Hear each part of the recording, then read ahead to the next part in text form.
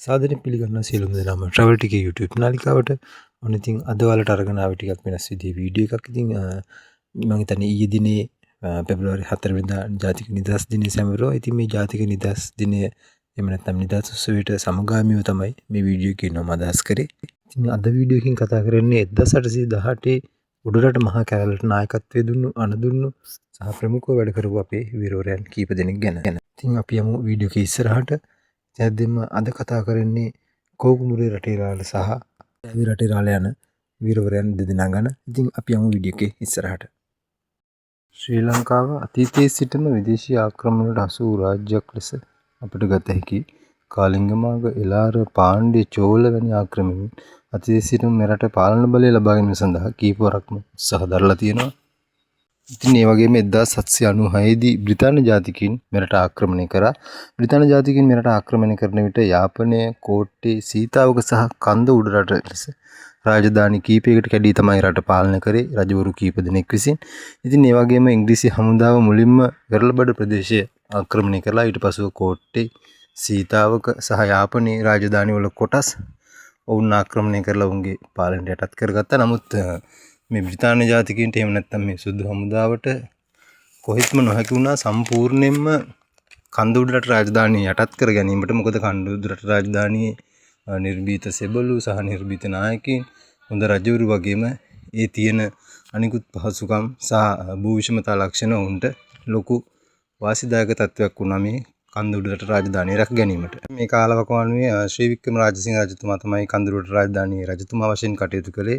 ඒ වගේම මේ රජතුමා අවසාන කාලයේදී ඉතාමත් ප්‍රකෝපකාරී ලෙස එහෙම නැත්නම් මේ තමන්ගේ රදළ ප්‍රධානීන් සහ අනිකුත් නායකින්ගේ කීම් වලට හුම්කම් දෙන්නේ නැතුව තමන්ගේ අභිමතයට තමයි වැඩ කරේ. ඉතින් ඇහැලේපොළ, මොණරවිල කැප්පටිපොළ, මොල්ලිගොඩ, පිළිමතලම්මේ වැනි නිලධාරීන් මොහුත් සමග උරණව සිටියේ. ඉතින් මේ අවස්ථාවේදී රොබර්ට් බ්‍රවුන් ආණ්ඩුකාරවරයා මේකෙන් ප්‍රයෝජනය අරගෙන තමන්ගේ පැත්තට මේ නිලධාරීන්ව නම්මගෙන මොවුන් කොහොම හරි 1815 උඩරට ගිවිසුම අත්සන් කරන තත්වයට වැඩ කටයුතු සලස්ව ගන්නවා. ඒ කියන්නේ මේ නිලධාරීන්ට එහෙම නැත්නම් මේ රදළ ප්‍රධානීන්ට ඔවුන් විවිධ පොරොන්දු දීලා තමයි මේ 1815 උඩරට ගිවිසුම, කන්ද උඩරට ගිවිසුම අත්සන් කරන්න කටයුතු සූදානම් කරගන්නේ. කොහොම හරි රාජසිංහ ශ්‍රී වික්‍රම රාජසිංහ රජතුමා අත්අඩංගුවටපත් වෙනවා සැඟවිලා සිටිද්දී ආරච්චිගේ ගෙදර සැඟවිලා සිටිද්දී ශ්‍රී වික්‍රම රාජසිංහ රජතුමා සහ ඔහුගේ බිසවරු දෙදෙනාම අත්අඩංගුවටපත් වෙනවා. ඉතින් අපේ සිංහල රදළ ප්‍රධානීන්ම තමයි අපේ අවසාන රජතුමාව මේ විදිහට අත්අඩංගුවට අරගෙන සුද්දන්ට එහෙම නැත්නම් මේ බ්‍රිතාන්‍ය ජාතිකයින්ට බාර දෙන්නේ. ඒ වගේම ජෝන් ඩොයිලි විසින් තමයි මේ 1815 උඩරට ගිවිසුම රොබර්ට් බ්‍රවුන් ආණ්ඩුකාරවරයාගේ අනුදැනුම සහ ආශිංසන එහෙම නැත්නම් ඔහුගේ පෙන්වීම යටතේ මේ 1815 උඩරට ගිවිසුම නිර්මාණය කරන්නේ. අතන මේ උඩරට ගිවිසුම මොවුන් හදලා තින්නේ මොවුන්ගේම වාසියට. ඉතින් මේ උඩරට ගිවිසුම අත්සන් කරලා ටික කාලයක් යනකොට මේ උඩරට ගිවිසුමේ තියෙන වගන්තිවල සඳහන් දේවල් එහෙම නැත්නම් අපේ ජනතාවට දෙනවා කියලා කියන සියලුම පහසුකම් නැත්නම් සියලුම දේවල් මේ ඉංග්‍රීසි එහෙම නැත්නම් මේ බ්‍රිතාන්‍ය හමුදාව විසින් කඩ කරනු ලබනවා. මේ බ්‍රිතාන්‍ය ජාතිකයින් මේ උඩරට ගිවිසුම කඩ කිරීමෙන් ඇති වුණු ප්‍රතිඵලය තමයි 1818 උඩරට කැරැල්ල. මේ අවස්ථාවේදී රදළ නායකින් කීප දෙනෙක් ඒ වගේම සාමාන්‍ය ජනතාවත් මේ බ්‍රිතාන්‍ය පාලනයට එරෙහිව කැරළි ගැසීම ආරම්භ කරනු ලබනවා. ඉතින් මේ අවස්ථාවේදී කෝකුමුරේ රටේරාළ, බූටෑවේ රටේරාළ, එතකොට පිළිමතලාවේ අධිකාරම, මොල්ලිගොඩ අධිකාරම, කැප්පටිපොළ මහා නිලමේතුමා, ඒ වගේ විවිධ නිලධාරීන් සහ අපේ විවිධ රදළ ප්‍රධානීන් මේ අවස්ථාවේදී මේ සියලුම දෙනාට සහාය දක්වමින් මේ කැරළට නායකත්වය දෙමින් කැරළ ඉදිරියට කරගෙන යනු ලබනවා.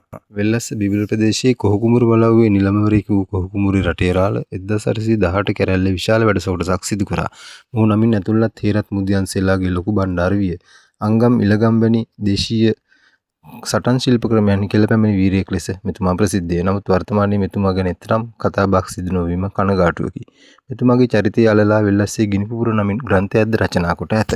1818 කැරැල්ල සමයේ සිංහල ඔත්තුකරුවන් කීපවරක්ම මෙතුමා පිළිබඳව ඔත්තු ඉංග්‍රීසියට ලබා දී මොහුව ඇල්ලීම සඳහා ඉංග්‍රීසි බ්‍රිතාන්‍ය ජාතිකින් පැමිණියද මොහුව ඔවුන්ට අල්ලා ගැනීමට ඒ තරම් පහසු නොවිය. ඒ සියලුම දෙනාම මරා දමා මොහු ඒ තැන්වලින් එම ස්ථානවලින් පැන යාමට තරම් දක්ෂයෙකු විය. මෙන්ම වෙල්ලස්ස ප්‍රදේශයේ ඇති වූ සටනකදී විල්සන් නැමැති බ්‍රිතාන්‍ය එහෙම නැත්නම් ඉංග්‍රීසි හමුදාවේ නායකයෙකු මරා දැමීමටද මොහු දක්ෂ වුණා.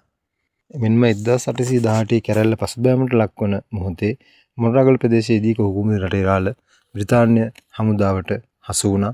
ඉන්පසුව 1819 පෙබරවාරි මාසයේ මොහු මුරුසි දිවයිනට පිටුවහල් කළ බවට තමයි ඉතිහාසයේ සඳහන් වෙන්නේ.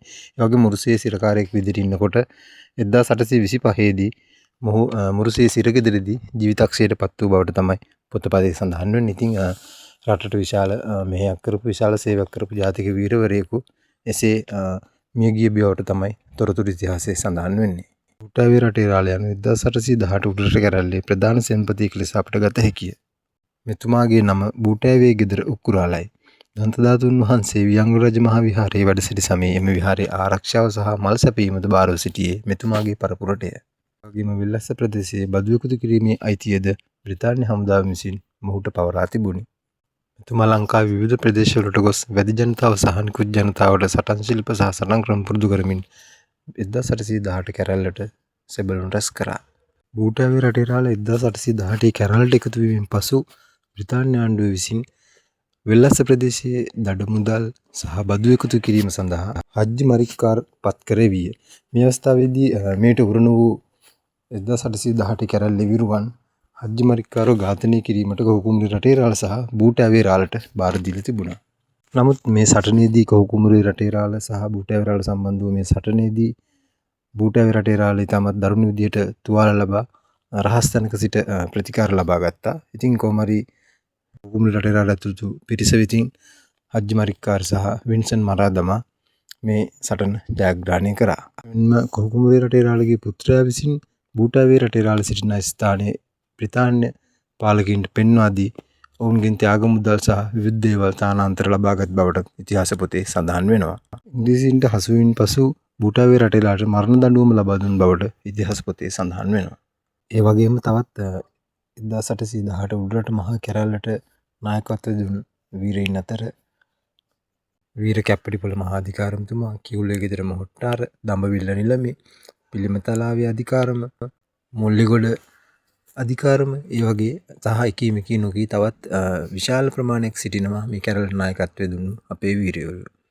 මේ සියලුම වීරවරුන් ගැන ඉදිරියේදී තොරතුරු තවත් වීඩියෝකින් ගෙන්න බලාපොරොත්තු වෙනවා. ඉතින් අද වීඩියෝ එක මෙතනින් නවතිනවා.